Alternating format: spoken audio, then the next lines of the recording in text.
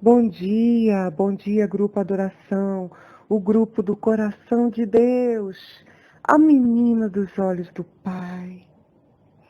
Eu sou Rita Bittencourt e eu trago uma palavra do coração de Deus para minha e para a tua vida, amém? Bom dia também a grupos parceiros que compartilham o áudio da Rita Bittencourt. Eu amo vocês, viu? Beijo no coração. Grupo da pastora Ângela, do pastor Odaí, da Viverei pela Fé. Um beijo, um cheiro. Tô morrendo de saudade de vocês. Povo lindo que eu amo. Um cheiro bem gostoso meu, viu?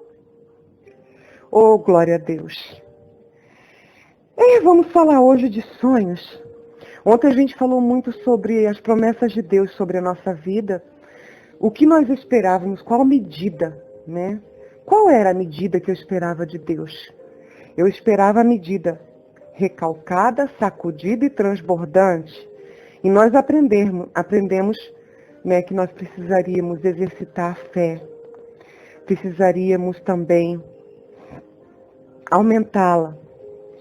Precisaríamos ter convicção absoluta, 100%, de que Deus é um Deus que cumpre as suas promessas. E nós também aprendemos que nós precisaríamos viver no sobrenatural de Deus. Não é uma coisa nem natural, é no sobre mesmo, para lá de natural, sobrenatural de Deus. E muita gente, muitos de nós, temos passado por isso, por algum tipo de luta, algum tipo de dificuldade. E não é fácil, né? Mas hoje a gente vai falar sobre, o tema de hoje é a realização de um sonho. A realização de um sonho. E ninguém mais, ninguém menos. Sonho, a gente lembra de quem? Daniel, José, né? Mas o nosso personagem hoje é José. Amém? Vocês sabem o que significa o nome José? Significa o Senhor acrescenta. Olha que lindo. José significa o Senhor acrescenta. Ou seja, ele está sempre sendo abençoado. Ele está sempre sendo um multiplicador e próspero. Lindo isso, né? Aí a gente entende porque ele era próspero em todos os caminhos dele. O nome dele já era profético. O Senhor acrescenta. Aleluia. Eu quero me chamar o Senhor acrescenta. Glória a Deus. Ele era filho de Jacó e Raquel. Essa historinha, acho que quase todo mundo já sabe. Teve aquela série na Record. Muita gente assistiu, né? Muito bonito, muito bem feito. Não tão fidedignamente, né? Mas foi muito legal. Eu assisti, eu gostei, né? Eu gostei muito. Deu para tirar assim uma panorâmica do que foi a vida de José e como funcionou. Foi mais ou menos aquilo lá mesmo. E então, ele era um rapazinho na época, né? Já tinha 17 anos e tinha um irmãozinho chamado Benjamim, de pai e mãe, né? Que eram filhos de Raquel e Jacó. Raquel havia morrido no parto de Benjamim. E com medo de perder os dois, porque eram filho da mulher amada, Jacó tinha muito cuidado com eles, principalmente com José, né, que era o primogênito dele com Raquel. Então ele tinha um cuidado especial, ele dava as melhores coisas, ele ensinou José a ler, a escrever, a contar. E também, até as roupas de José eram diferentes, né? E outra característica que ele tinha também era de sonho. E isso era uma polêmica muito grande, porque ele era um sonhador nato. Ele, desde pequeno, ele sonhava. E os irmãos dele ficavam muito irritados com isso. Porque ele tinha sonhos significativos. No fundo, tanto o pai, quanto os irmãos, como todas as pessoas, sabiam que José tinha sonhos significativos. Não era um sonho aleatório, um sonho que viajava na maionese, não. Eram sonhos que tinham significados. E a Bíblia fala que ele guardava no coração. Ela fala que quando ele viu os feixes se dobrando diante dele, e a lua e o sol, José falou assim, mas você está querendo dizer que nós vamos se dobrar diante de você, inclusive eu? Aí a Bíblia fala assim, mas o pai guardou no seu coração. Jacó guardou aquilo no coração. Porque ele sabia que era algo sobrenatural que havia sobre a vida do filho dele, de José. José era especial, era um escolhido do Senhor. Amém? Então os irmãos dele tentaram matá-lo. Não, vamos matar esse sonhador aí, é muito... Esse cara aí está incomodando demais. E se a gente deixar ele crescer, ele vai criar asa e vai querer voar. Então vamos matar logo para a gente se livrar dele. Mas Rubem, que era o mais velho, ele impediu, né? E aí não matou e venderam José. Venderam José. Vamos vender ele como escravo. Venderam. E pegaram a túnica, levaram para Jacó como se fosse a prova dele ter morrido, né? Eles deixaram bem sujo de sangue, mataram o animal, sujaram de sangue e falaram que ele foi devorado por animais no deserto, né? E o que acontece? Na hora que José passou por aquilo, ele deve ter, eu imagino a cena, ele gritando, não, meus irmãos, não deixa, me socorre, socorro, socorro, socorro. E aquele desespero, e ele foi. De repente ele se viu escravo, de filho preferido a escravo no deserto. Passando necessidade, apanhando, passando sede, passando fome, acorrentado junto com outros escravos. Um menino que foi criado a pão de ló, né? Deus tirou ele de lá do conforto, da proteção do pai e jogou ele no deserto, na mão de compradores de escravos. E aí o que acontece? Chega lá, Potifar, que era o braço direito de Faraó naquela época, achou graça em José. Olhou, gostou, comprou como escravo. Levou para sua casa e ele dava ordens a José, dava comandos, e ele percebia que José tinha habilidades, que José tinha dons e habilidades naturais que atraíam o Potifar. E ele começou a observar, porque José, ele era prestativo. Ele não fazia só o que ele era ordenado a fazer. Ele usava as habilidades, os dons, com alegria, para servir a Potifar. Sem deixar-se contaminar com o Egito. José foi um menino que viveu no Egito e não se contaminou com o Egito. Muito lindo isso.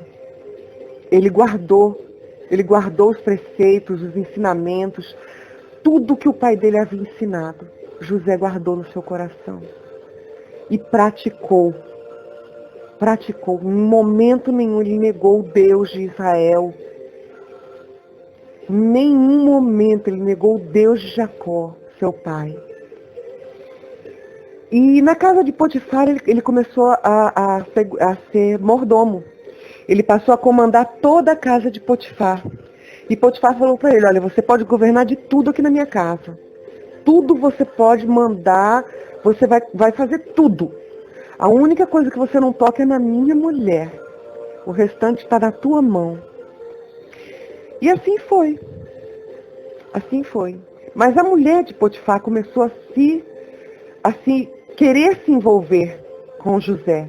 E José fugia dela. Até um dia que ela tentou tanto e não conseguiu, com ódio, ela pegou José, tirou a roupa dele, ele saiu correndo, ela arrancou a capa e ela segurou a capa dele e mandou chamar o marido dela correndo, fazendo o maior drama, a maior cena. E aí ela pegou e chamou Potifar, fez uma cena, pediu a cabeça dele, mandou matar. Aí Potifar falou, não, eu vou mandar prender. Ele vai para a prisão. Né? Conseguiu subir um pouquinho, né? Melhorar um pouquinho de escravo, a mordomo da casa de Potifar. Daí vai a mulher, apronta uma mentira, injustiça, né? Vai, ele volta. Pior do que ser escravo, ele foi preso. Ficou preso. Só que na prisão, ele ajudava. E ele usava os dons e os talentos que Deus havia dado para ele, para ajudar os outros. E o carcereiro. E ele começou a ficar de líder dos presos. Ele era o líder. Né? Ele tinha estratégias. E ele melhorou a vida das pessoas e a vida dele naquela prisão. E através de um sonho, que além dele sonhar, ele interpretava, e 2 presos tiveram o mesmo sonho, e aí ele revelou o sonho, e ele pediu para um desses presos: no dia que você sair, você lembra de mim, tá? Quando você estiver lá perto do faraó, lembra de mim, conta o que eu fiz, tá legal? Beleza, tchau, tchau. Foi embora, e ele esqueceu. O que Deus fez? Aí Deus fez Faraó sonhar 2 sonhos, né? As 7 espigas bonitas e as 7 espigas feias. As 7 vacas gordas e as 7 vacas magras. E uma engolia a outra. Aí chamou tudo quanto foi adivinhos, tudo quanto foi nada, de ninguém falar nada para ele, e ninguém revelava para ele qual era o mistério, qual era o significado. E Faraó incomodado, aí falou assim, aí o copeiro lembrou. Falou: Senhor, eu sei de uma pessoa que interpreta. Quem é essa pessoa? É um rapaz chamado José, que estava lá na prisão comigo. Eu me lembro que eu tive um sonho, e o outro também, e ele interpretou exatamente como aconteceu, que o outro iria ser condenado à morte, e eu iria ser absolvido e voltaria para o palácio trabalhar com o Senhor. Como é o nome dele? O nome dele é José. Tá, chamou Potifar, manda buscar um preso lá chamado José. Potifar foi lá, arrumou ele todinho, levou ele. E aí ele chegou lá na frente de Faraó. Faraó falou para ele: o meu sonho foi assim, assim, assim, assim, assim.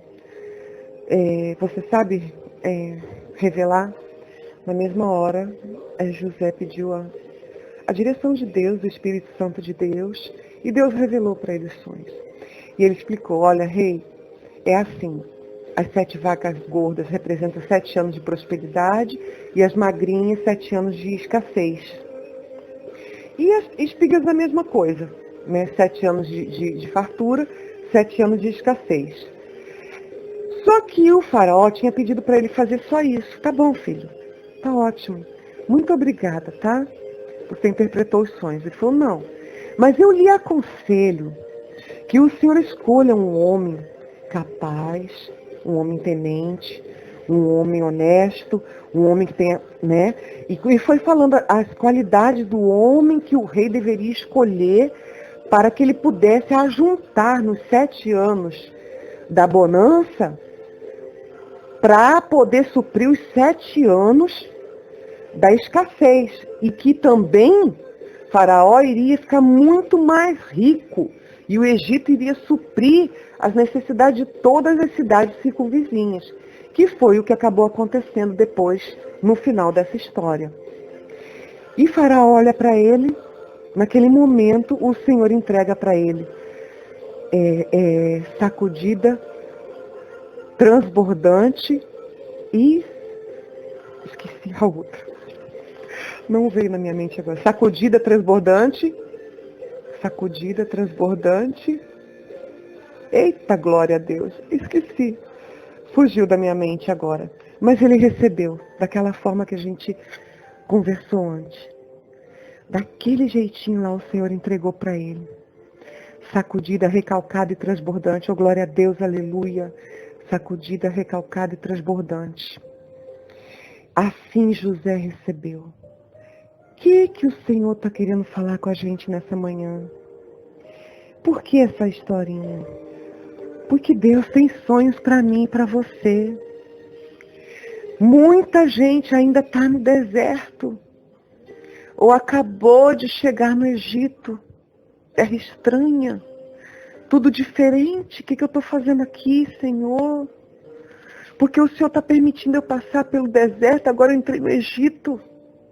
Povo diferente, tudo diferente. Eu não sei o que vai ser de mim, o que vai acontecer.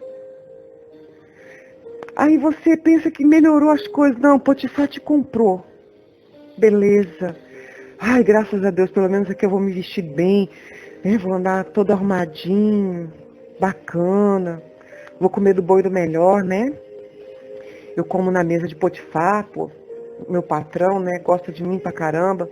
Deixou eu ficar tudo na casa dele. De repente, uma mentira, um levante faz José perder toda a expectativa que ele tinha e piorar a situação dele. Porque de escravo, mordomo, ele passa a ser um prisioneiro. Quantas mulheres, quantos homens hoje sentem-se presos, amarrados, encarcerados, cativos, numa prisão emocional, uma prisão espiritual, um problema grave que você possa estar passando, financeiro, na sua família, de saúde, com o seu filho, com a sua filha, com seu pai, com a sua mãe. E assim foi com ele. Ele foi preso. E daí Deus bradou. Deus bradou na vida de José. Oh, aleluia. Chega. Agora da prisão é para o melhor que eu tenho para ele. Governador do Egito. Aleluia.